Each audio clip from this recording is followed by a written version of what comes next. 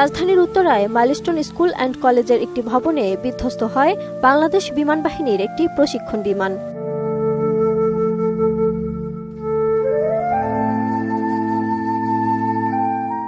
21 জুলাই দুপুর 1টার পরপরই ঘটে মর্মান্তিক এই দুর্ঘটনা।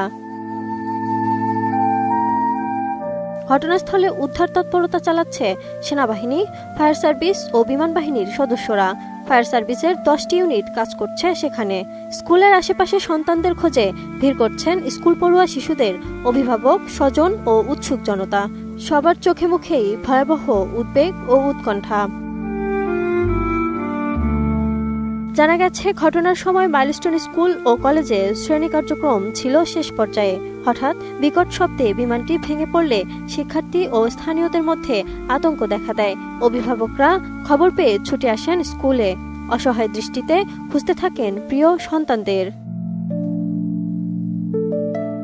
বিমানে আগুন লাগার বিষয়ে মাইলস্টোন কলেজে প্রত্যক্ষদর্শীরা বলছেন, স্কুলের দোতলা ভবনের প্রবেশ মুখে বিমানটি বিধ্বস্ত হয়। তখন স্কুল ছুটি হয়ে গেছে, কিছু শিক্ষার্থী বের হয়ে গেছে, তারপরেও অনেকেই ভেতরে ছিল।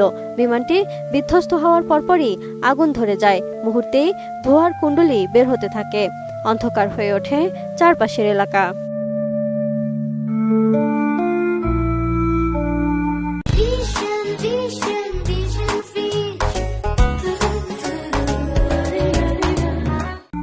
দুর্ঘটনাটি নিয়ে মাইলস্টোন স্কুল অ্যান্ড কলেজের জনসংযোগ কর্মকর্তা জানান, বিমানটি একটি ভবনের গেটে আছড়ে পড়ে, যেটি একাডেমিক ভবন। সেখানে স্কুলের বাচ্চাদের ক্লাস চলছিল।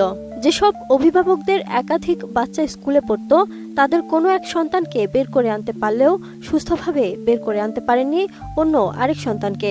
ভেতরে আটকে পড়া সন্তানের সঙ্গে কোনো যোগাযোগ করতে না পেরে অভিভাবকদের আহাজারিতে ভারী হয়ে উঠেছে চারপাশের পরিবেশ।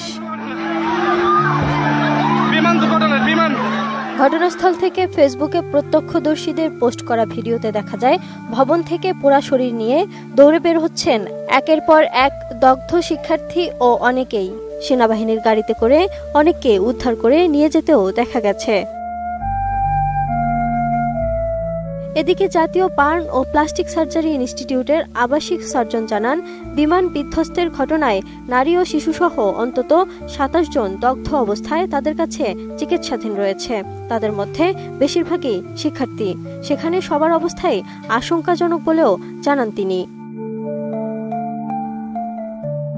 চিকিৎসক আরও বলেন, এখনও দগ্ধ আহতদের হাসপাতালে আনা হচ্ছে।